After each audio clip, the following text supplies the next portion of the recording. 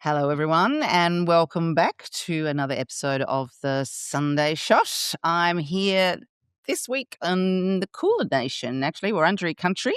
It's great to be back with you. I am joined as ever by my co-host, Dave Milner. Dave, hi. G'day, Joe. G'day, everybody. How are we?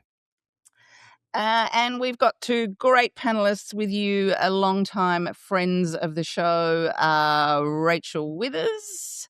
Hello, Rachel. Hello. Hello. And Daniel James is back with us as well. So what a great lineup. Hi, Daniel. Hello, good to be here. Well, it's been quite a week. I think it's fair to say. We have had Parliament return for the first sort of official time, if you like. But before we get into that, we have also just seen in the last couple of days the police come out and confirm what I think we all knew, that the attack on the First Nations gathering on Invasion Day, the failed bomb attack, was in fact a terrorist attack. Last week, we had Michael Bradley on the show. He was talking about, look, in fact, it may not have been bad policing to wait until you'd gathered evidence of a terrorist attack before announcing it as such, but it was in stark contrast to the way that attacks on other communities have been immediately labelled in incendiary terms. Daniel, you wrote very movingly about the attack shortly after it had happened, and the bewilderment really of many in the community, First Nations community, at the silence that had been greeted, it had been greeted by. How has the response now been that it has been appropriately labelled? Look, I think there's a case that could be made that, excuse me, that the police needed to find a formal motivation. They've now identified the alleged attacker as a bit of a lone actor that has been self-radicalised. I don't know how you can self-radicalise because surely it takes a village to radicalise someone. So that was understandable to a certain extent. What was less understandable and unforgivable was the response from our political leaders, or lack of response from our political leaders, and particularly the commentary and the media as well. This was not something that was registering very highly in editorial meetings in our major newspapers. Hardly got a mention on the nightly news. I'm in the media myself. I didn't actually realise that the attack had occurred until the following day. And even then, the language that was being used to describe it was being described as an incident rather than an attack. And at the very least, the very early stages, it could have easily been characterised as a crime of hate, an act of hate. And now that it's been declared an act of terror, the first time that's been classified in Western Australia, is good. And it was pleasing to see the Prime Minister and the opposition leader stand in Parliament on Thursday and talk about the impact that this has had on First Nations people and how it should be impacting all of us. But we were left sort of like swinging in the breeze there for like 2 weeks while we thought no one cared except for parody news sites, First Nations people on social media and our allies. The question kept on being asked, why aren't we talking about this more? And so my hope moving forward is that when we talk about this terror attack, we don't talk about it just in terms of what happened and the pure luck that fragmentation explosion device didn't actually go off, but we also talk about the type of environment that festers that type of hate, that builds that sort of hate into someone, that they become so radicalised that they throw an explosive device in a crowd of 2,500 people. What are the forces at play? What do our politics say about the type of environment we're creating, where people can go on social media or the internet and become radicalised? Those are discussions we need to have too. It's not just simply about crime and punishment. It's about the type of society that we want to be. I agree unequivocally, Daniel. And I would just add that I don't think you need to go on social media to be radicalized. I think you could put on Channel 7 News and be radicalized at this point. It's horrific how much normalized racism we are absorbing in this country at this moment without batting an eye. Yeah, that's a very, very, very, very good point. I would Rachel? also add there, and I think Daniel's essay was so powerful, and I think on behalf of kind of everyone in the media, I think we should feel culpable that First Nations communities were first raising this on social media, and then people like Daniel picking it up, people like Lydia Thorpe picking it up. Like the media kind of had its collective shrug, and then it was unfortunately on communities to have to highlight it. But one thing that I think Daniel touches on really beautifully in that piece for Crikey is sort of what led us to this moment where someone would think that is an appropriate course of action. And I'm just struck by the extreme contrast between the conversation that went on after, for example, Bondi, different circumstances, because that was an attack that was successful. Yeah. It resulted in widespread death. This could have as well, but there was no immediate conversation after the Invasion Day bombing attempt to talk about what might have led to it. No attempt to blame the government, as we saw happen after Bondi. I'm not saying that was the right approach either, but there was no attempt to reckon with the cultural moment and everything that's happened over the last few years. And I think I go back to the voice referendum debate and how yucky and nasty it got, and nobody sort of thought, did we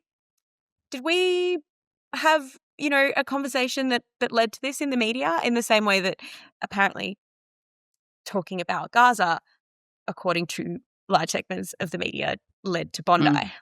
Well, I mean, Gaza, we have all absorbed massive normalization of violence. We have seen bombs hurled at Indigenous people in Palestine on our TV screens for 2.5 years. We're becoming numb to that. I actually think the media response makes sense in that environment. This is a societal-wide sickness across the web. Yeah, it's interesting. I mean, I think when it comes to the response to Perth, it's really interesting to view the selective outrage, and every bit of outrage that's manifested through the media is selective and it is curated. We could have easily had, if we were to go down the same reaction that occurred in the hours after the horrible Bondi terror attack, we could have had people pointing the finger at Advance. We could have had people pointing the finger at people like Peter Dutton and Pauline Hanson. We could have had the people pointing the finger at those that fund Advance, like Australia's richest person, Gina Reinhardt. It's a double-edged sword in terms of, okay, do we need to have that reckoning, or do we have to wait to have that reckoning? Or is it better that there is a bit of decorum shown by our political leaders on this front, that they don't go down the divisive route straight away, because this is a serious discussion that needs to be had? It's a very sort of complex situation we find ourselves in. The most offensive thing for First Nations people, and I think it should be the most offensive thing for all Australians, is the indifference that was shown. It was met with a shrug, not with a shriek. And I think that's gonna stick with First Nations people for a long time, because it was only pure luck. This wasn't a thwarted terror plan. This wasn't a thwarted a thwarted plan that was, stopped by ASIO or the AFP at any given point. This was an attack, and it was just because of the incompetence of the maker of the device that it didn't explode. Yeah. And I think I did bring up one. Oh, sorry. No, you go, Rach. I was going to say, actually, the more appropriate comparison is the reaction to the Dural caravan story, which dominated the headlines and the nightly news for weeks after they discovered a caravan full of explosives again hadn't detonated. And later it came out that it was also a hoax. But that was an attack that wasn't completed. There is no good word for a successful. Yeah. I But it know. was also something that didn't result in mass casualty injuries, and yet we had extreme panic and extreme attention paid to it. And, Caravan of Terror was on the front page of the Daily Telegraph. And I think that is the appropriate sort of comparison of where we can see what kind of attacks get the attention Yeah. about. It's definitely the best comparison.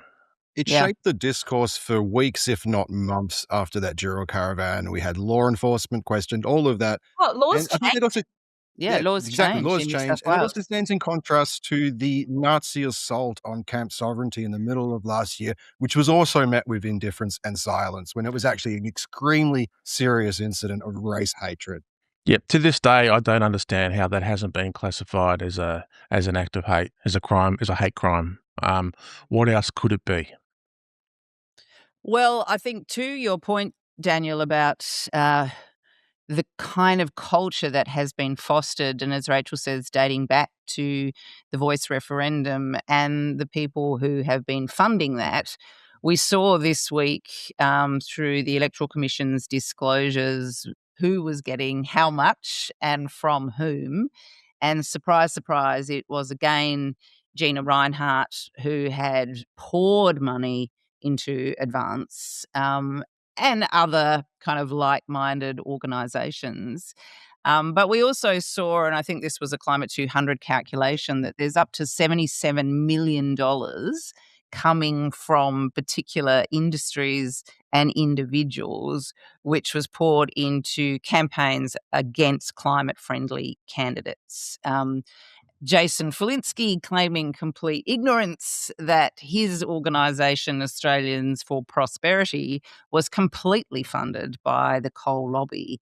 So, Rachel, I think these revelations really have demonstrated the lie that was being consistently told throughout the campaign, that these were grassroots organisations that had miraculously emerged over the last sort of 18 months rather than the AstroTurf organisations that progressives had been calling out for some time.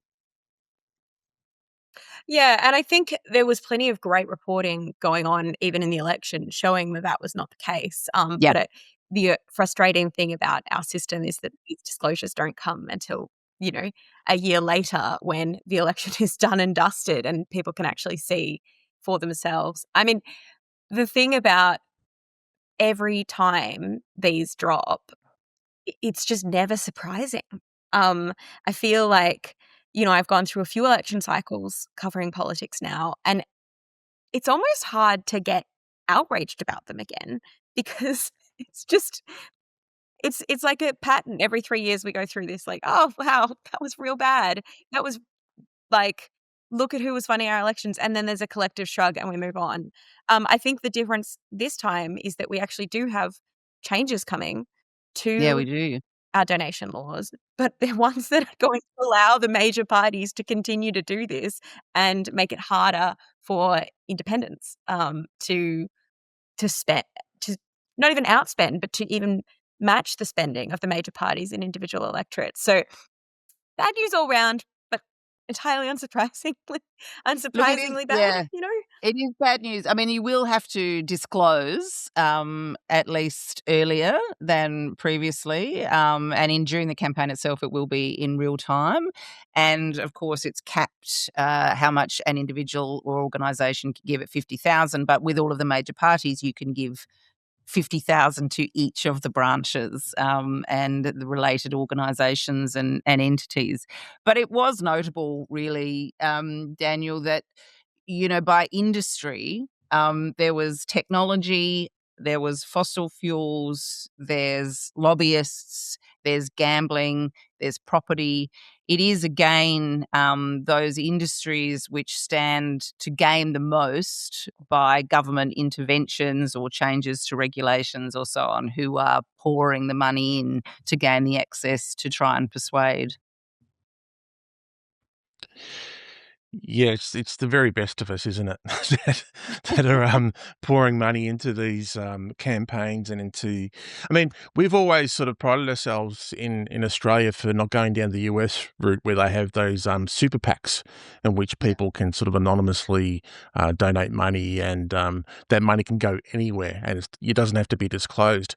I fear that we're moving down a similar path here. I think the new the new donation laws are to be um, welcomed in some respect in the terms of the lowering of the threshold from 16,900 to $5,000 Mm. for it to be reported within a month of those donations to be made.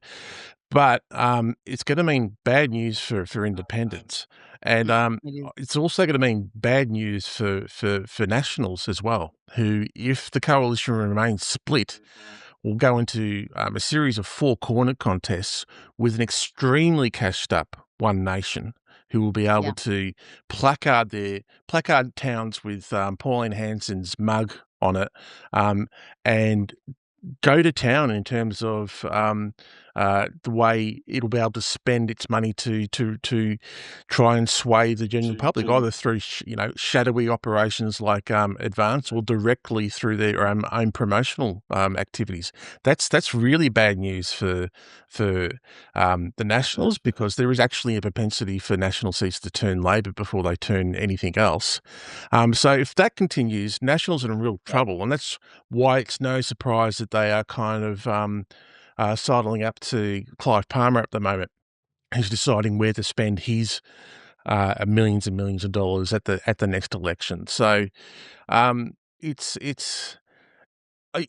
there's never been a stronger sense that our democracy is for sale than it Yeah. is right now, and that there are actors out there, cashed up actors, who are willing to spend big dollars to basically try and buy influence, and through that influence get the decisions they want. I mean, regardless of the details, one of the drums that I bang repeatedly over and over, to the point that I'm sure everyone's sick of hearing it, is that capitalism does eat democracy. And this is just a prime example of that, how that happens. If you look at the big picture framework, the richest people will use their wealth to acquire power. And it happens to be that in this country, the richest people are the people extracting out of indigenous land that has been stolen. It is no surprise that those people want to continue unabated molesting our political system the way they have. And we are in a massive quagmire now. And Albanese's laws, these laws that are being pushed through, are not going to help the big picture at all. They are going to make it worse.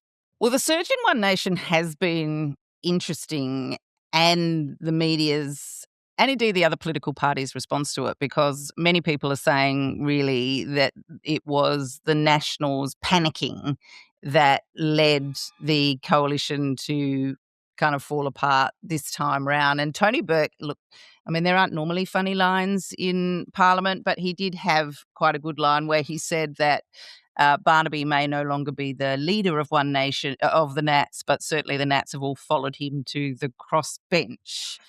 Um, it's not bad. It's not bad.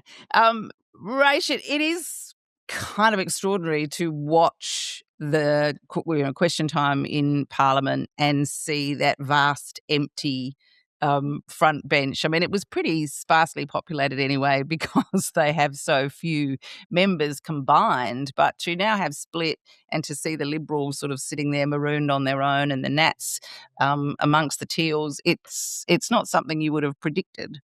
No, and I really enjoy the fact that many media outlets, including The Australian, keep mocking up the seating plan just so you can keep visualizing just how tiny the opposition is from multiple angles. I mean, at this point, like the crossbench is as large as the opposition, and there has been a lot of mucking around with trying to work out what that means for who should get how many questions in question time. Um, Where were we going with this? Just in terms of Well, We're just good. it's yeah, but there's nowhere really for them to go, is there? I mean, there's the they've been giving each other competing ultimatums, and it's all to do with what should happen with the three renegade uh, shadow cabinet members who Yeah, basically, yeah. there's been a Um, lot of back and forth. I'm not paying too much attention to the I think comings and that's goings of wise. their tiff. And Susan Lee and whether she's trying to get a deal done quickly to head off Angus Taylor's challenge. I mean, fundamentally, there is something not working between these two parties. And I think it's something that has not actually been working on the right side of politics for a long time. I mean, we can go back sort of just to the birth of the Teal movement a couple of years ago to look at how the Nats and their position on climate was hurting the moderate libs. We've now got almost no moderate libs left. And yet even the conservative libs that are left can't seem to get along with the Nats, who ultimately have entirely different an entirely different constituency, entirely different economic politics. And yeah, it was merely, I think, their conservative social leanings that was holding them together. But at this point, I think as their side of the chamber gets smaller and smaller, they're just going to keep fighting over the scraps. Do you think, Daniel, this is like a fundamental realignment that's going on of the right, and that it is, finally that nativist populist movement swamping more mainstream rights is just catching up with Australia? Or do you think it's more poor leadership of both of the parties at the moment, the kind of hollowing out of the numbers, which means that the depth of talent, which hilariously people like Ted O'Brien keep alluding to as being, it's fine if the Libs have to be the whole front bench. We've got so many talented people. I mean, there just aren't talented people really left in either party room. Is it more specific to this group of people and this time, or is it this sort of structural realignment, do you think? What's happening to the right is kind of reminding me of the early days of coronavirus, where you would see an outbreak somewhere like Britain or somewhere like Europe or in America, and you would wait. Here in Australia, we'd wait 2 or 3 weeks before those numbers just started hitting us in the same way. We're probably about 2 years behind in terms of the way that the right has been impacted in places like Europe, Britain in particular, and of course America, which is just off the charts. I think it's a combination of factors. I think social media and the echo chambers that social media have created have rewired people's brains. We're at a point now where people so detest other people's points of views, so detest not even being able to hear anyone with a counterpoint of view, whether it be on social media, in person, or on the nightly news. So people are switched off from each other.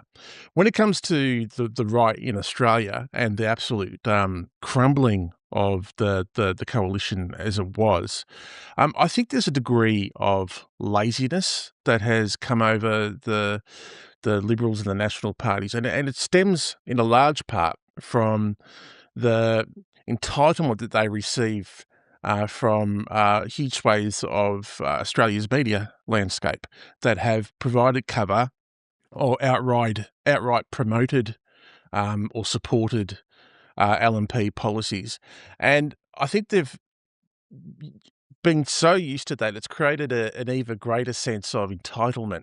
That means that they haven't had to do the policy work, that they haven't actually go out and reach out into communities and find out what is actually really plaguing Australians besides the headlines in the Herald Sun and the Daily Telegraph. There's now a massive disconnect between the Liberal Party and its core constituency, or what used to be its core constituency. The National Party has basically just become a party for the fossil fuel industry. And so where do people go? Well, people go to someone who is angry, someone that has a whole set of grievances, and someone that gets a tremendous amount of media coverage in the mainstream media, when in days past that person would have just been a fringe dweller on the Australian landscape. And that, of course, is Pauline Hanson. So she has no policies that we can, take seriously. But what she does is ferment grievance very, very well. And until the right sorts itself out, that's where support and the traditional Liberal voters will find themselves, and national voters, because there's not much leakage from the left to One Nation. Most of the leakage is from the parties of the right to One Nation. So what happens? I have no idea. I know it's complex, but you can guarantee that self-interest will win out in the end. I was going to say, it is. Oh, Dave, go ahead. No, you go, Rach, and then we'll go to Dave. Just saying, it is really interesting that all the leakage is from the right to One Nation, and that Labor's, obviously its vote is down a little, but it's sitting pretty, really. Because I keep thinking to myself, it's actually really only the Labor Party that I think can effectively head off the rise of One Nation by actually doing things to materially address people's cost of living and the inequality that is kind of driving the resentment that, thanks to people like Pauline Hanson and Barnaby Joyce, is being directed towards immigrants. But there is sort of like a larger problem that is real here, that it's Labor who would traditionally be the party that would do something to address inequality. And so I kind of, in a way, I mean, I don't feel bad for the Liberals. I don't. But, like, they can't really do anything short of actually changing their entire position towards the economy to head off what is driving the rise of One Nation. It's Labor that I think needs to do something before it gets swamped. I mean, I don't actually think that One Nation is going to rise to the size that, say, Reform has in the UK. But Reform, their version of One Nation, is now polling above the Labor Party there. And I think the UK and the US have inequality problems that go beyond ours, and class problems that we are like a generation behind, but we're only one generation behind. Mm-hmm. And so, yeah, I'm really looking at Labor and the Greens and independents as people who could actually take this conversation seriously and could actually try to work out how we stop this like increasing division and suffering and lowering standards of living that is driving the One Nation train. I was going to make a similar point, but probably be a bit harsher on the Labor Party, because you see across history, whenever you get these right-wing racist populist movements that are tapping into an economic grievance, one of the common denominators when these movements are on the ascendancy is just weak, insipid, centrist parties that don't actually stand for a realigning of the relationship between capital and labor. They are just tweaking things around the edges and doing the PR of "we're for you." They have nicer messaging, but that never addresses the actual growing inequality. And we do have, by and large, a slightly easier life than they do in the UK and Australia. The boot isn't pressing quite so hard, but I would say the boot isn't pressing quite so hard yet. Mm-hmm. And we are not seeing any serious opposition to this. The Labor Party will not drastically reorder our economy. That is not what they stand for at the moment. They stand for what the Americans want them to stand for. Yeah, I mean, I would agree that we're not going to see it from them, but I think ultimately, as the centre-left major party, natural party of government now, they do seem like, to me, the only people who could, if they chose to, change how they have been treating governing for the last couple of years. Just one last thing on this before we move on. I just wondered, Barnaby moving to One Nation, we all sort of treated as a bit of a joke, and it is still a bit of a joke. Not as much of a joke as Corey Bernardi joining One Nation. And when I read that, I just assumed he was going to be leading the ticket in South Australia and that his aim was to get for the Senate and his aim was to get back into federal politics. But no, his ambition does not soar beyond the Legislative Council in South Australia, which, let's face it, is not normally where you think there's great fulcrum of influence. But with Barnaby Joyce joining One Nation, do you think, and this is for anyone really, that somehow has given more social license to voters who would never normally have considered One Nation, and that they previously had been a little bit fringy and beyond the pale? But even though he is a dickhead, he has, he was deputy prime minister, so that for suddenly him to be the leader in the lower house has given people permission to start taking One Nation a bit more seriously? I think whenever you have a former deputy prime minister join another political party, it gives it, despite who it is, it's bound to give it some sort of, I guess, credit in the eyes of some credibility in the eyes of some in the electorate.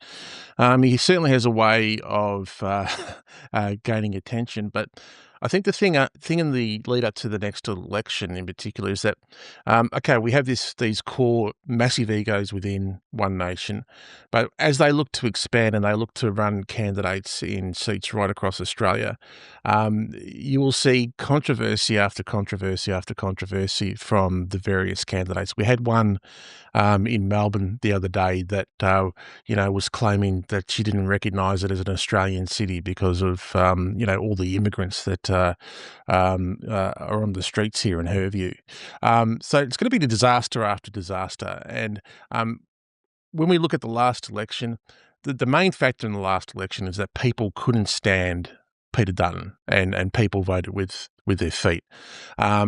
I have some faith in the Australian people that when it comes to the next election, people will see the Corey Bernardis of the world, the Barnaby Joyces of the world, and the Pauline Hansons of the world in the same way when they have to start seriously thinking about who they're going to vote for. That doesn't mean they're not going to win some seats, doesn't mean that they're going to get control of some additional seats in the Senate, but hopefully it will fall in a heap because there is no policy platform. There is just grievance. There is hate. There is just racism. And when you've got that without any sort of proper policy leadership or any sort of real sort of political nous, it doesn't bode well for them, no matter how well they're going at the moment. Mm. Well, look, moving on, this week and indeed the last few weeks have continued to be, the global news really has continued to be dominated by the Epstein files. We've had 3.5 million more files released by the Department of Justice. They are now trying to say that that's it, it's done, despite the fact that there's about 3 million documents that they still have not released. You had Todd Blanche saying, it's over now, move on, nothing to see here, people. Before we get into a discussion of that, including the article that Dave wrote for The Shot alongside Anton Issa from Deep Cut News, we're going to go to an interview from Kate Manne, who's a professor of philosophy at Cornell, Australian academic who has been doing a lot of work on the Epstein files, particularly in relation to the great criminal conspiracy of sex trafficking. So we'll hear from Kate first, and then we'll get back into it. Kate Manne, thank you very much for joining us on the Sunday Shot. You're welcome. Thanks for having me. So we've seen a vast release of further documents from the Epstein files. What it seems to have revealed in terms of individuals who are engaging with Epstein in different ways across different time periods is different groups of mostly men, not exclusively. I just want to focus on two of them today. The first is the group of individuals who either chose to look away from what was going on because they didn't want to jeopardize access to the sorts of individuals and power networks that Epstein could introduce them to, and or those that seem to view this behaviour as eccentric, or as Bill Gates says, as intriguing, but they can't claim that they didn't know what was going on because either they were actively seeking to participate in some of the behaviours, or they continued their association after the 2008 conviction. What do you make of this group of individuals who are clearly, very privileged, operating in what they like to call the elite of society, who chose to downplay Epstein's behaviour to such a degree? Mm, yeah, it's a very important question, and one thing I have been thinking about a lot in my work on misogyny recently is how the systemic indifference to girls and women feeds into misogyny in incredibly powerful ways. So it's not just the second parties who are doing the violence, or even the people who are witnesses to the violence and don't step in, who are the kind of complicit bystanders. It's the entire fabric of people in the backdrop who could step into the frame, who could do so much more, who could be involved in at least expressing disapproval towards this just scurrilous person who, again, just as you say, it was known pretty early on by a lot of these people that he was involved in serious criminal activity with regards to children.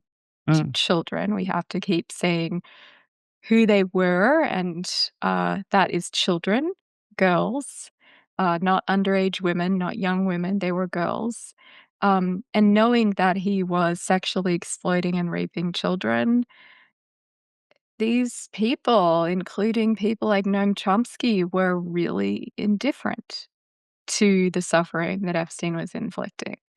And I think that is one of the most powerful ways that misogyny works. It relies on the indifference of so many people to not call it out, to not express disapproval, to far from advocating for the victims. There was empathy involved on the part of someone like Chomsky, and it was empathy for Epstein as the accused person. So it was what I call himpathy, where instead of sympathizing with a female victim or survivor in cases of misogynistic treatment, sympathy flows instead to the powerful male perpetrator because he's been accused of something which they in fact knew he was doing. Um, yeah, it's pretty horrifying, and I think that it is a reminder that it is only by confronting that, what I call violent indifference, that will make progress on this issue. We can't just focus on the perpetrators and the people most immediately in the vicinity. We have to focus on those who could bring this to light and object in ways that they standardly do not do.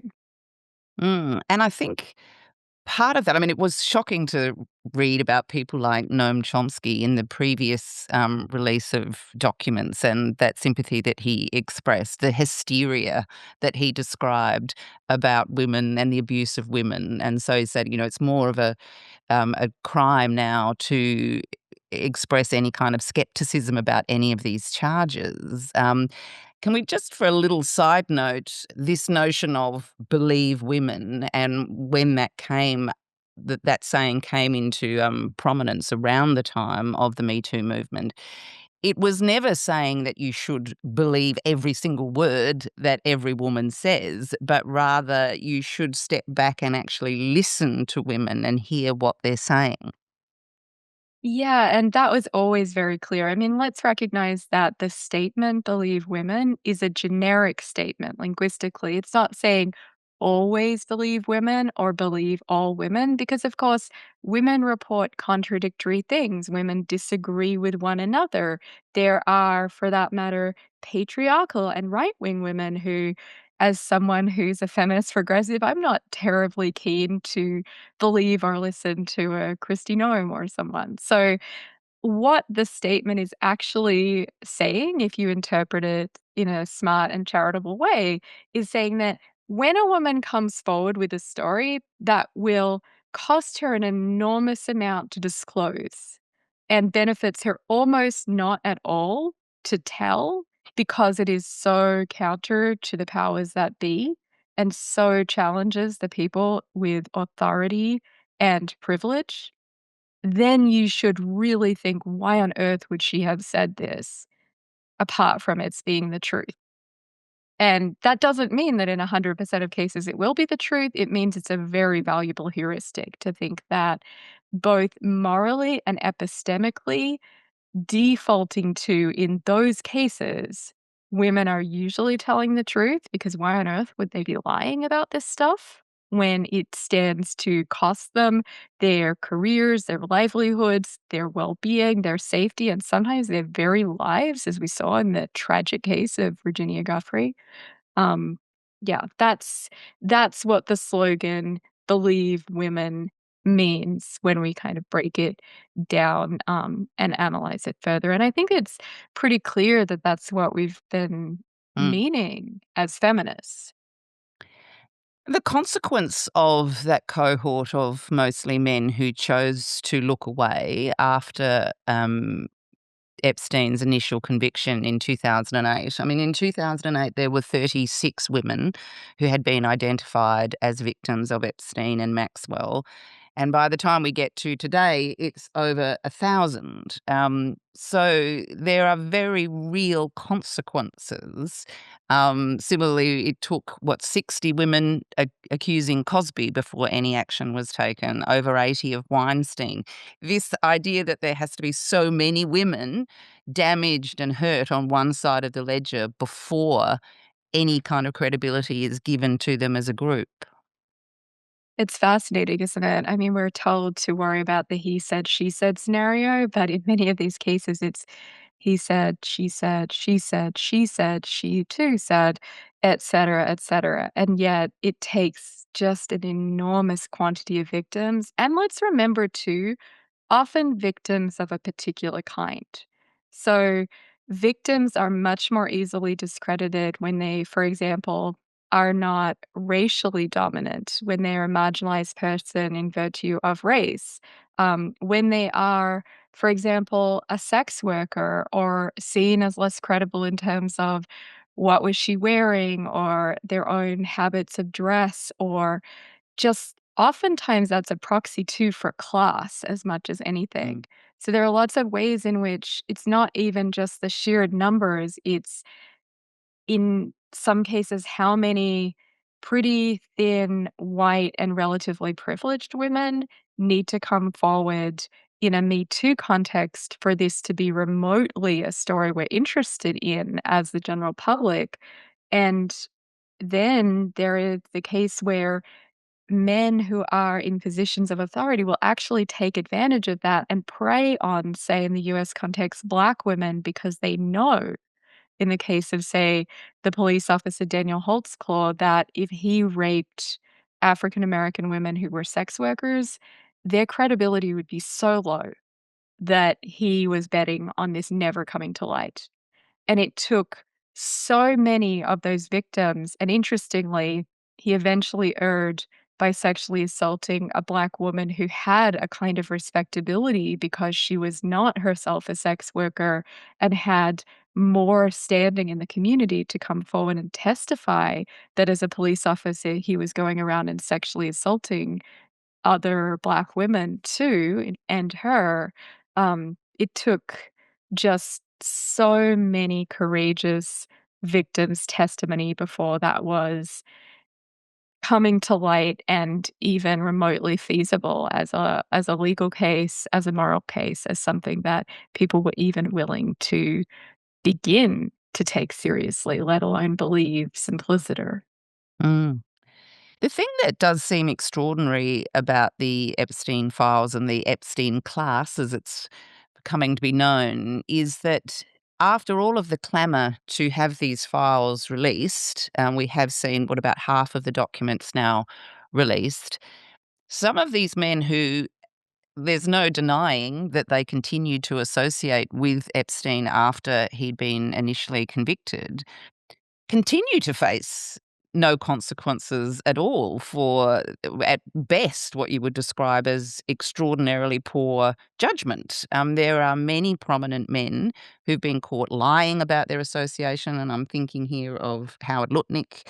There have been some, Peter Mandelson, the Brad Karp, a few people who've had to step down, Howard Summers previously, but array of men who continue to be able to occupy these extraordinary positions of power and privilege without any repercussions for their Yeah, and associations.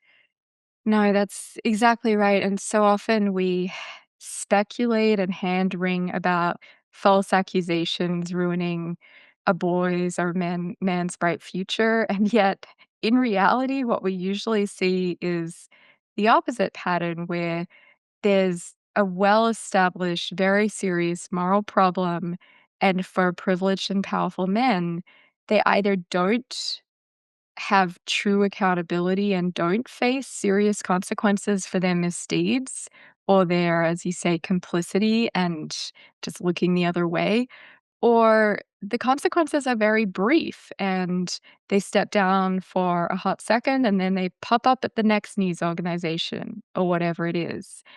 And look, I know that this is perhaps a controversial statement, but my view is that cancellation can be perfectly justified.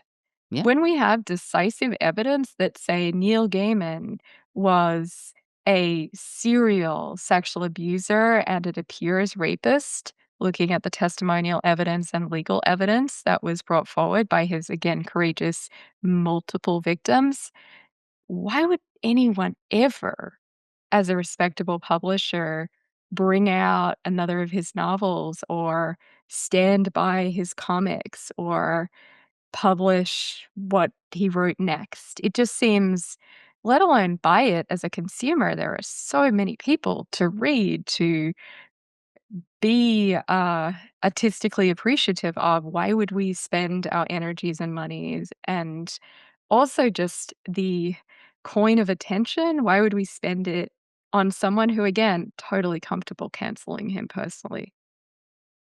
Cancel him yesterday. Yeah, I agree with you entirely. One of the notable things about this whole case is that despite 6 million documents, 1,000 victims, the only person who has been convicted in this matter is Ghislaine Maxwell, appropriately, but the vast number of perpetrators have never been brought before a court. And I'd like to turn now, if we can, to the testimony of Katie Johnson, that you have gone into some detail about on your Substack. So, Katie, well, tell us about Katie and the evidence that she has brought forward, and how that has been treated. Yeah, so Katie Johnson is a pseudonymous woman who has alleged, and this her first testimony about this informal testimony, I should say, was made in 2016, early in 2016, in um, a videotaped interview with Jonathan Launer, the videographer, who I have interviewed to get the background in the sense that this was a real person who he, for the record, says he totally believed despite having no political stake in this. And what she said was that at the age of 13, when she was an aspiring model, she was effectively groomed and brought into Epstein's circles under the pretext of kickstarting her modeling career. But what actually happened was that she was sexually abused and eventually raped by Epstein and also Donald Trump, who is, of course, currently president of my adopted country. I am ashamed to say. Uh, Mm. he is, again, these are allegations where she says that at a series of parties, she was dressed up to impress Trump. She was asked to perform various sexual acts by her handler, who's was named Tiffany. So she appears in subsequent affidavits. So these are people who have then gone on the record in important legal documents saying that this is, again, true. So we Mm. have further corroboration in the form of Tiffany and further corroboration in the form of another victim who was sexually assaulted at the same time by Donald Trump, according to these allegations. This is a 12-year-old girl named Maria. And I won't go into the graphic detail about the nature of the sexual fantasy that Trump required these two girls to enact, according to Katie's allegations, but I really encourage anyone who has the emotional bandwidth to read the full account. Because when I talk to victim advocates, when I talk to lawyers, including lawyers very experienced in giving depositions, and very well versed in what victims sound like, the universal reaction I have gotten is, "This just seems like the truth." It is Mm. such a compelling story, and it was told with such a sense of gravity and seriousness and horror looking back on what she was asked to do. It wasn't designed to shock or to be sensational or to make a name for herself somehow. I mean, she was anonymous. This is something that has read as true to many very distinguished experts that I have been able to speak to after publishing the transcript, because no journalist in 2016 was willing to really buy her story for the following reason. So it is true that if we take Katie's word for it, the story began to be publicized through a very disreputable lawyer. Uh, so he was originally a producer on the Jerry Springer show. She met him at a party, again, according to her story, and he was willing to run with her story and try to get it press. Now, that's all true and is obviously a pro tanto or preliminary reason for thinking that, well, something is a bit fishy here. And I had the same reaction in Mm. 2016. I thought, well, it's associated with this Al Taylor character. His real name is Noam Lubow. It just seems unclear what to make of this woman's story, given that she seems very credible in this video interview, but her initial representation was shonky. Mm. However, she wouldn't be the first person as a victim to be represented by a shonky lawyer. I mean, think about Stormy Daniels. She was represented by Michael Avenatti, who is now serving time for fraud. Mm. And what's more important is Katie Johnson then acquired very competent and sober legal representation from people like Thomas Marr and Cheney Mason. Um, and she had a very good legal team who vetted her thoroughly. So my attitude is, do we know for sure that Katie Johnson is who she says she is, a victim of Trump, and that her allegations are true? Of course, we don't know that. We would need further corroboration. We would need this to be litigated if this was ever possible, ideally. But should we be extremely concerned as citizens and citizens of the world that this is a credible story? These allegations should be taken seriously and investigated further, if at all possible. Yes, that is, I think, clear. And that has been, interestingly enough, the pretty much universal reaction I have gotten from readers since publishing this story. I expected a massive backlash, Joe, when I published it. I got almost no one pushing back, because once you actually read it and reflect on the kind of representation that thought she was clearly telling the truth and vetted her thoroughly, it's just hard to believe this is made up. I mean, made up to what end? Mm. And of course, whilst it's not, it's corroborative to an extent. I mean, what we now know that we didn't know potentially in 2016 is just how credible the allegations of the sorts of parties that Epstein were throwing are. Like what she described, we now know absolutely happened.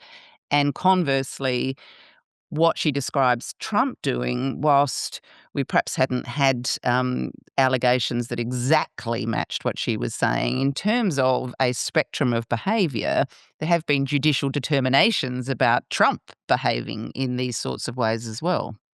Yes, I mean, we have him. He is currently a legally adjudicated rapist, I think Yeah. is the most accurate way to put it.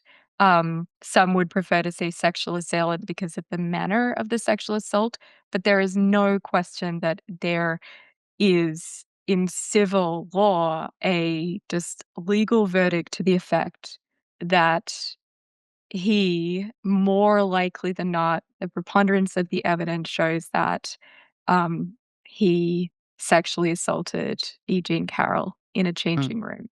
And again, she has been extraordinarily courageous in telling her story. And I have this dark thought sometimes, which is maybe it's not that we don't believe these women, it's that we don't care, actually. We Yeah. truly maybe do not care in some cases that Trump did these things. I think, again, much more likely than not, and certainly in the E.G. and Carroll case, it is something which I am prepared to say is, you know, something that I, um, completely believe happened. I believe her.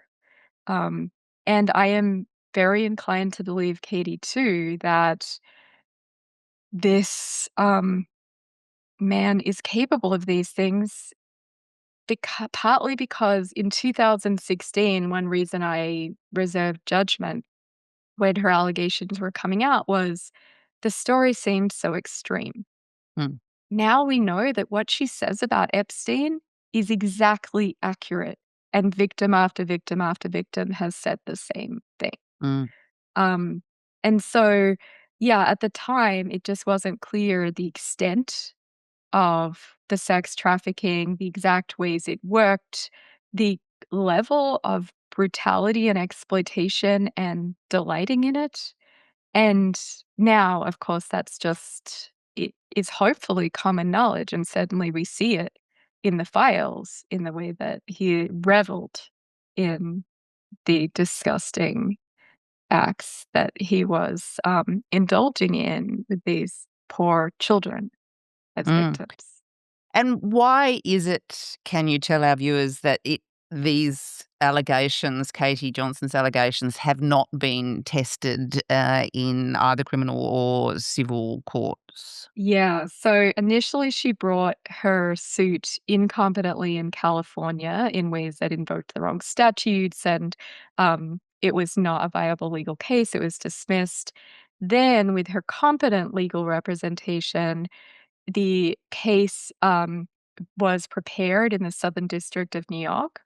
And what she says happened is that she received threats to her life and to her family's life on the day before she was due to hold a press conference in LA with the very prominent attorney Lisa Bloom, who at that Mm. point, it's not exactly clear to me whether she was representing her in the legal case, but she was certainly representing her as a client for the purposes of her testimony that was relevant to whether people should vote for this man. And so, according to Bloom, Katie Johnson, as the victim, was so frightened that they withdrew the case, as is, of course, her right as a victim to withdraw the case. That's not always true in every particular matter, but in Mm. this circumstance, it was. And so the case was never went any further, and you can read it quite easily. Certainly, the documentation has been widely circulated, but it just was never litigated. So that is her account of why she has subsequently never spoken. And my sense is that she doesn't want to be found, more than understandably at this point, because America had the chance to listen to her in 2016 and we blew it, including people like me who are like, well, it's hard to know. And gosh, gee, but now it feels like it was an extremely prescient story of the kind of domineering and malevolent behavior that the president is capable of. Mm. And we have heard so many stories, not as extreme as Katie's, about Trump's behaviour. And as you say, it does seem that there is a vast swathe of Americans who don't care. They vote for him anyway. I mean, certainly it is not in dispute that he has sexually assaulted numerous women by grabbing them in areas that qualify the touch as sexual assault. It's certainly not in dispute that he walked in on teen girls, and again, let's be clear, girls, at the Miss Teen USA pageant and leered at them while they were in various states of undress. It's certainly not in dispute that he has boasted notoriously of grabbing women by the pussy and sexually assaulting via kissing, because when they're a star, they let you do it, and Mm. we have. We have by not caring even when we knew the various behavior was going on. I mean, for that matter, there is very good evidence from Ivana Trump that Yeah. when she was married to Donald Trump, that he raped her. That is how she put it to Trump's biographer, Harry Hurt, in The Lost Tycoon. And although she officially withdrew that story, she would not be the first woman again who is both threatened and or gaslit out of telling her story. I call it eating her words, because that is what it always seems like to me, that the story comes out and we think that's the last step, but actually not only is the reaction often so muted or lacking that nothing happens, but also victims begin to eat their words, partly because of threats, partly because of incentives, such as continuing to enjoy Trump's power and wealth and proximity to that, and also partly because when people don't react to something truly terrible that has befallen you, it is very humiliating. And so eating your words can feel better actually than realizing the world does not give a damn that you were Mm. raped in your marriage. So, in terms of these sort of waves of indifference, the Trump administration, the Department of Justice, Todd Blanche, they are now saying it's done, it's over. So, There will be no more files released, despite that seemingly being in breach of the act that was passed by Congress. And as we've discussed, there haven't really been any consequences for people who have been named in the files. There's certainly no suggestion that there may yet be charges laid on some of these prominent individuals. What does that mean now? Do you think that the administration will be able to just sort of maintain that position? There will be, or will there be more political pressure brought to bear on them? I think sadly they will just move on and America will move on and the world will move on. And the people who can't move on are the victims who still are owed justice. And beyond that, are owed privacy and dignity. I mean, the latest set of redactions on those documents were beyond sloppy. They were negligent or quite possibly deliberate. Some people have suggested in revealing things like victims' names, addresses, phone numbers, and nude images, while seemingly protecting the president in certain cases from, for example, his photo appearing in text messages with Epstein in ways that they would delete, redact his photos so that it was somehow less embarrassing for Trump. So, yeah, I think we are sadly going to see a similar situation to what has happened all too commonly, where victims just deserve so much better. And Mm, um, it it feels like for all the caterwauling about Me Too has gone too far, it's just so obvious to me. And I think most people who are really looking at how these things play out, that it hasn't gone far enough, that mm, there needs to be genuine moral and political accountability for people's, again, sexual abuse and rape of children and women, mm. but we don't care or care enough to make them No, I happen. mean, it seems extraordinary that here are the most heinous crimes, well documented, and still no accountability. It does, it yeah, one does despair, really. That's where I unfortunately end up, but we keep fighting anyway. We do, That's all we can do. we do. Well, Kate, thank you so much for sharing your research and your insights into this troubling matter, for coming on to the Sunday Shot. Thanks so much for having me. Always great to get to chat.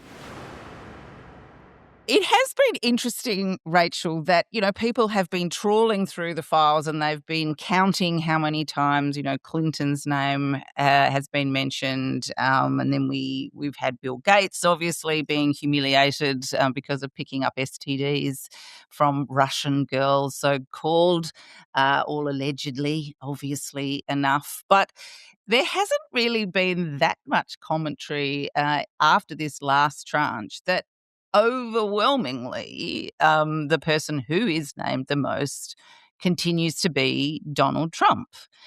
It's almost as if we're now inured to the fact that he was Epstein's best mate, and that, as Kate has alleged, there is now really credible evidence that he participated in child rape. Um, is it the fact that we are now that there has been such normalization of what was going on, and you can see the fact that so many different people were prepared to turn a blind eye to what they clearly knew was going on, that perhaps looking at it more as sort of mild eccentricity. Bill Gates referred to it as Epstein's intriguing lifestyle, that the mass rape, the grand criminal conspiracy that was taking place in front of everybody's eyes is now, just part of the wallpaper. A little bit. I mean, I think when it comes to the allegations against Donald Trump, we're at the point now with Trump where any extra detail that comes out about allegations against him or anything else he says even that doesn't really change anyone's mind anymore. Like, you either sort of thought Donald Trump was best mates with Epstein or you're never going to believe it at this point, I think. And so I think that's why the Trump stuff isn't getting as much attention as the other revelations about sort of the insidious power network and the global, I was going to say the global elite, but yes, the global elite. It's hard not to sound conspiratorial when talking about Epstein's networks, but that's why I think the attention this time has turned to things like who he was meeting with. Lamestream had an excellent look at the Kevin Rudd mentions, which, I think there's no insinuation or suggestion there that Kevin Rudd was in any way involved in illegal activity, but he was certainly engaged in these global networks of power. And I think we can at least draw the curtain back here on those things. I mean, the things that I've been reading a lot of have been things like Lamestream. Al Jazeera had a great piece sort of looking at Modi and Yeah. Epstein's to Modi, and there is a lot in there that isn't the really, really horrific mass child rape that I think is very, very hard to consume anyway. But yeah, I think what has struck me most, and I really applaud that Lamestream piece on Kevin Rudd. They did a whole lot of extra reporting to find that Kevin had sort of been circling Epstein's orbit because of this global institute that they were involved in together. But that people like Kevin Rudd were willing to overlook what was already on the record, and the amount of people out there who seemed willing to just kind of ignore the elephant in the room, if we could call child abuse that, but people were willing to overlook this stuff in order to stay close to this very, very powerful individual. And that is alarming. I mean, the fact it happened is alarming, but the fact that people, members of royal families, ex-prime ministers, the people who did stand to be quite embarrassed when all of this came out were still willing to do it, to be close to these power networks. Mm. So, Dave, some of the reporting that you and Anton were doing, I mean, Epstein's connections to Israel have been well documented, and I would recommend people look at the reporting that's being done on Drop Site News as well, because that is quite forensic in the way that it goes through. Ehud Barak is obviously a key player in this. But a former senior advisor to him was actually staying with him for a long period of time. And Epstein and Barak seemed to be going around sort of promoting Barak as someone who could be a fixer of geopolitical problems sort of more generally. Yoni Karen was the name of the advisor. But, I mean, you went through, Dave, and with Anton and looked at a number of the different, globally significant players who were quite happy to stay connected with Epstein long after it was known and he had been convicted for child sex abuse. Yeah, it's probably why I'm being such a raging communist today, because I spent 3 days this week going through thousands of these files with Anton from Deep Cut. And, I'm not going to say, I will keep my language couched in this episode, because I actually felt physically sick for a number of days after I saw a bunch of photos and read a bunch of things. It's, however bad you think it is, it's worse. I'm just going to say that. And so I do think the focus on the individuals actually misses the point of what's happening here. Because what you're having here is a global depraved network of pedophiles that are blackmailing each other. And they are blackmailing each other in service of Israel and American imperial capitalism. This is what the leverage that is being sought is. Robert Maxwell, unequivocally a Mossad agent at this point. This is so well established that I'm not even going to go over the dot points. He passes down this network of leverage to Jeffrey Epstein, his son-in-law, who also has, at this point, really unshakable ties with Mossad. He has very close connections with Barack. He let a Mossad agent stay at his home in New York a bunch of times for a bunch of weeks. This was in the previous release of the Epstein files, though. The more recent releases, just more information to back all of this up. We see one of the interesting emails is a email that he sent to himself. That is it's a rehearsal of how he's going to extort Bill Gates. Well, can I just intervene there, because I actually think I know that email that you're doing, and it's about extorting Bill Gates, but I think he was doing that to help out a former employee of Gates, Boris Nikolic. So it wasn't that he was drafting this. Yeah, but he was drafting that email for Boris Nikolic to then send to blackmail Gates. The point is, I don't think the point isn't the details. The point is the modus operandi, what this network actually is. It's about political leverage, not just sick parties for the detached and bored. I think that is getting really, really downplayed in the mainstream reporting, that all of a sudden is trying to pin this on Russia. And I think that's one of the clearest signs that it actually is an Israeli operation. It's just obscene. There are some very serious allegations in FBI reports against George Bush, against Bill Clinton, allegations of cannibalism, and people are taking this stuff. I tweeted the other day, like an hour or two ago, eat the rich figuratively, because they're eating us literally, and it's got 70,000 likes in a couple of hours. It's sort of flying around. There is a really the cannibalism stuff, you'd have to say, though, that does sound like that might be, as soon as... I don't know, Joe. I think we want to cling on to that, but also we have seen these people massacre millions of babies. It's not that much of a step further. I'm not going to say either way, but I think dismissing this stuff out of hand is naive at this point. Oh, look, I'm not dismissing the most global money connections. And the most power, and they are... I mean, you become that rich, that impugn, the normal frills of life become numb to you. It's this ratcheting effect. This is, we study this in psychology. We know these things are true. And we also have clear evidence of just depraved things that these people are into. I know there are definitely red herrings in these files. There's definitely bullshit. There's definitely, and not every witness statement is full of truth.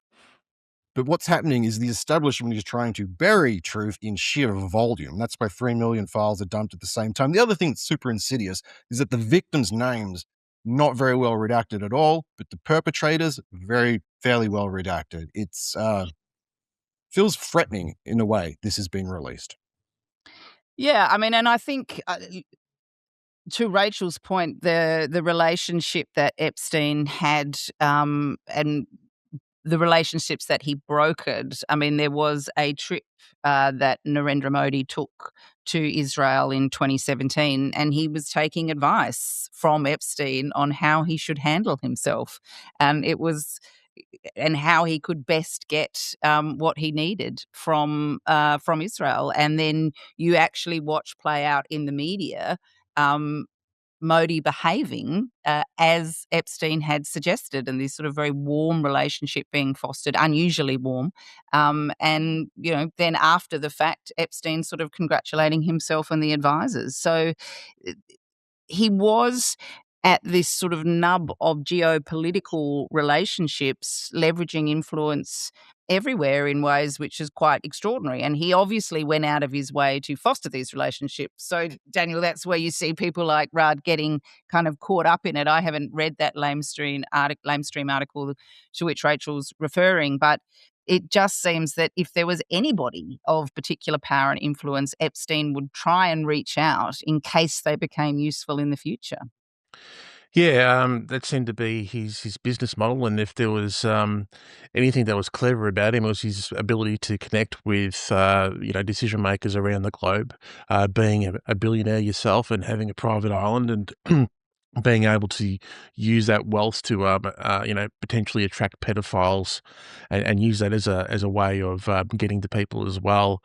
The whole thing has provided a glimpse into that world that many of us had, suspected had been ongoing like that, and how people at that elite level, and I use that in inverted commas, deal with each other. But what it shows is that if you are a rich guy and you have money and you have the connections, then those connections will it's very easy to manipulate those connections for your own benefit, and we've seen that with Mendelssohn in the UK, and how he was manipulated by Epstein, and well, I wouldn't say manipulate, probably a willing participant in the Epstein web, I would put it. It's a horrific display, and you wonder how many more Epsteins are there out there. There is this we know this guy because of his connections to Trump and that famous video, and we know that he is a perpetrator of crimes against sex crimes against girls. But you wonder, okay, well, how many Epsteins are there out there? How many other billionaires that are much smarter than Epstein are actually trying to tank markets, trying to build markets, trying to sway elections, trying to get political candidates up that will serve their purpose? It just makes you. I mean, it's kind of like a different portal into a different part of the universe, and it makes you ask the question: how many of these guys are there? Yeah. Pulling back layers. Just going to add quickly. Another thing it's less salacious than the rape stuff, but you also get glimpses of what I would describe as high-level social engineering between the oligarchical classes. You have Bobby Kotick, who was CEO of Activision Blizzard, a video game company, communication with Epstein, talking about how they're going to introduce microtransactions into their games. Previously, this wasn't a thing. Now it's fairly common. And Epstein's response is, I think it's a good idea to indoctrinate children into the idea of an economy, into the idea of needing to purchase things in order to get what you want. Another example of that is a conversation between Epstein and Peter Thiel, where they are talking about how they are benefited by the world descending into tribalism rather than a global consciousness. And they're talking about, they're literally talking about Syria, playing with it, how they can disrupt it more, how they can get more people fighting each other, and then swooping in the systems that are about to collapse for profit. And that's really a big part of how the world works too, and that needs to be forensically pulled apart as well. I was going to say, what Rach. we're obviously only forensically going through this man's emails because of the child sex trafficking. That is why the world has paid attention to the Epstein stuff for so long. But as you both say, like, how many others are there? And I think it's good that we've ended up having a closer look at how power works, but we wouldn't have been doing it if it wasn't for the horrific things that he did to young women. That's exactly true. I mean, there was one lot of emails where they Epstein had been sponsoring the annual billionaires dinner, and he was laughing about it with the guy behind it by some organization called The Edge, I think, because the people sitting around that billionaires dinners table, their wealth represented more than the wealth of 60% of America. I mean, that's the sort of inequality that we're talking about, and it's also what has been revealed isn't how bipartisan it is, and not just the Clintons as well, but Noam Chomsky, for fuck's sake, Mhm. and that the relationship that he had and how it was revealed in the last tranche of material, but just how ongoing that relationship was, the sympathy that Chomsky was expressing. He talked about the hysteria that was going on around abusive women, and just sit it out, it'll be fine. I mean, really, just incredibly distressing stuff. So who knows where that will end up? There's much more reporting, I think, and analysis of that to come. Finally, this week we have arriving on our shores on Monday the president of Israel, President Herzog.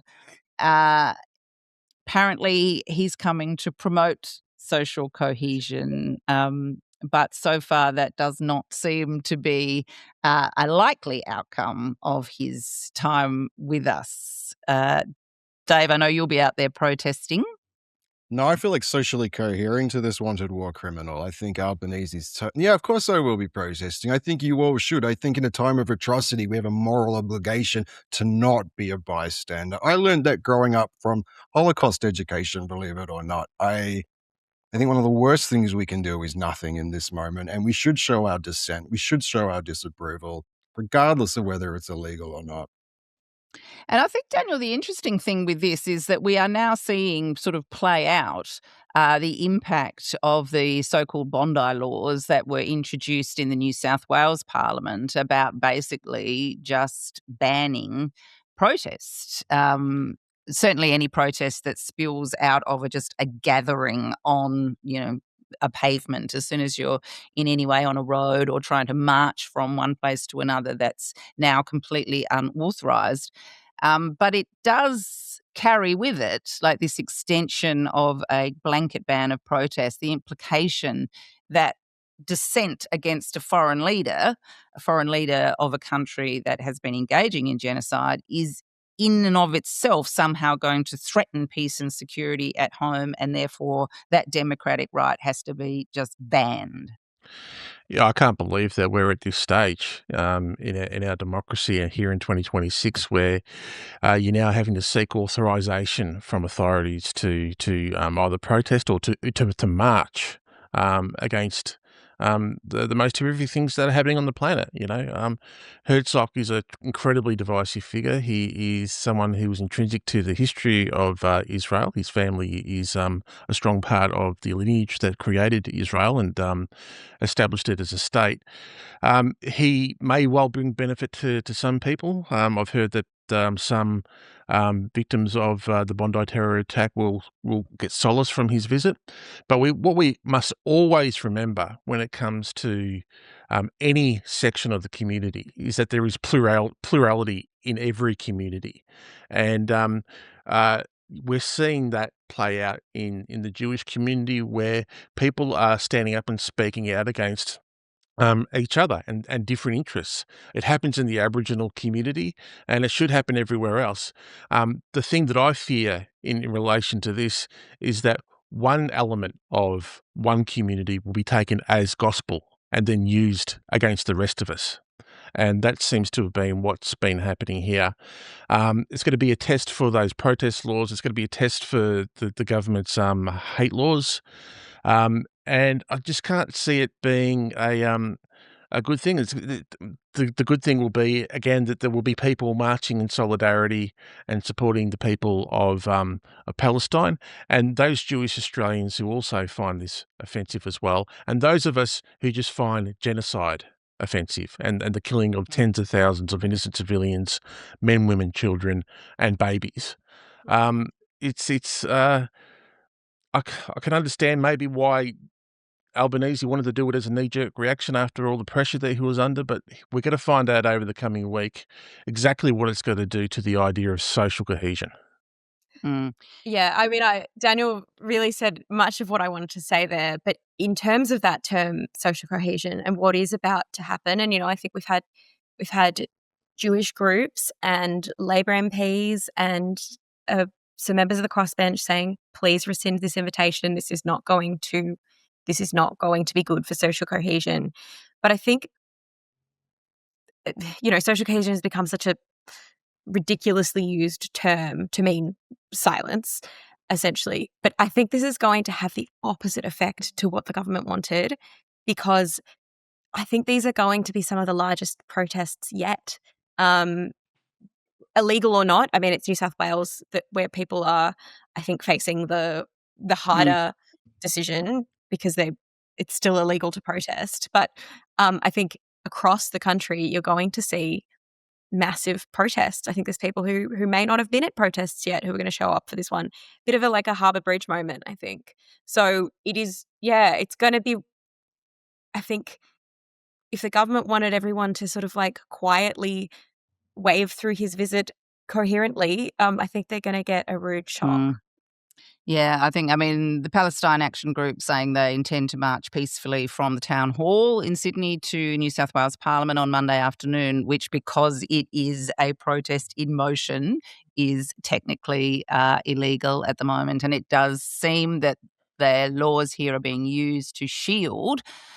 This is, as George Newhouse was writing in The Guardian on Friday, a visiting politician from people who are seeking accountability for a state. So we shall see how that all plays out, and no doubt we'll have more to discuss on it next Sunday. But we have for today reached the end of the Sunday shot. Before we go, as ever, I shall ask our panellists and Dave if they have any top tips to which they would like to direct your attention for the coming week. Rachel, have you anything to share?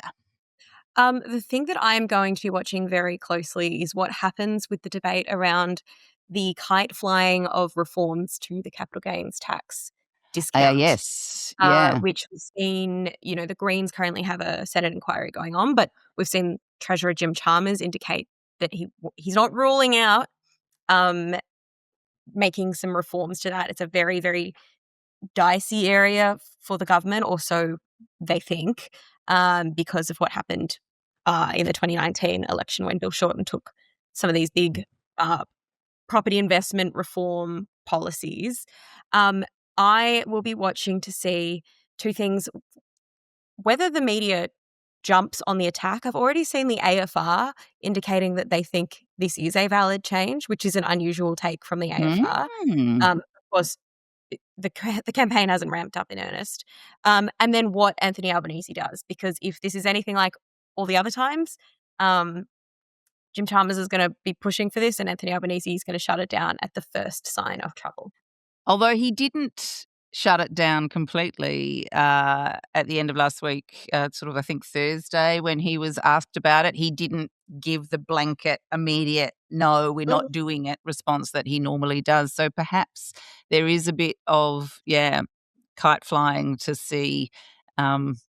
I think Albanese gets spooked pretty quickly, though. I think even with things like negative gearing talk, actually he does rule that one out quickly. But the stage 3 tax reforms that took many years of these kite flying and then putting the kite away and then putting it out again, and Albanese gets spooked. I think the second there is some major campaign. That News Corp get under his skin. Yeah. Okay. Well, we'll watch that one. Daniel, any top tip from you? Just before I get to it, I think there's a great essay to be written entitled "The Conservatism of Anthony Albanese." His journey from a radical left leaning politician in the ALP to the person he is now. I think that's a journey that would be well worth exploring. I think what's going to be fascinating next week will be the fallout from the Herzog visit. By all means, there will be people planning. There will be people marching on the streets and protesting on the weekend and throughout the week about his visit. But there will also be an element of people within those crowds. They'll be protesting against the laws that are trying to prevent them from protesting in the first place. And I think the protest will be as much as a pushback against what's been imposed on us in recent months and weeks as it will about the visit. Don't get me wrong, the Herzog visit will be the driving factor. But it'll be interesting to see how the media covers it, how our politicians respond to it, but particularly how Anthony Albanese responds to it. He's the one that's invited Herzog. He's the one that's calling for social cohesion. If things fall apart in a social cohesion sense, whatever that means, by the way, it'll be on Albanese. But we need, I think it's going to be fascinating to see how it all plays out and how the political class and mainstream media reacts to what is a very sort of grassroots organic movement. Dave, any last comments from you? Yeah, I guess Daniel just triggered something. I'll quote Nick Hanna from my interview with him last week, the lawyer challenging Chris Menz in court. And he did say that the best way to protect your right for free speech and your right to protest is to protest and to keep speaking freely. And on that, your government is grotesquely complicit in this. You don't need to be. Yep. Okay, well, thank you to Rachel and Daniel for joining us on the Sunday Shot today. As ever, if you like what we do think about, well, certainly, I hope you've already subscribed to our channel, but also think about throwing a few dollars our way to keep us on the air for another year. We will be back next Sunday. Thanks very much for watching.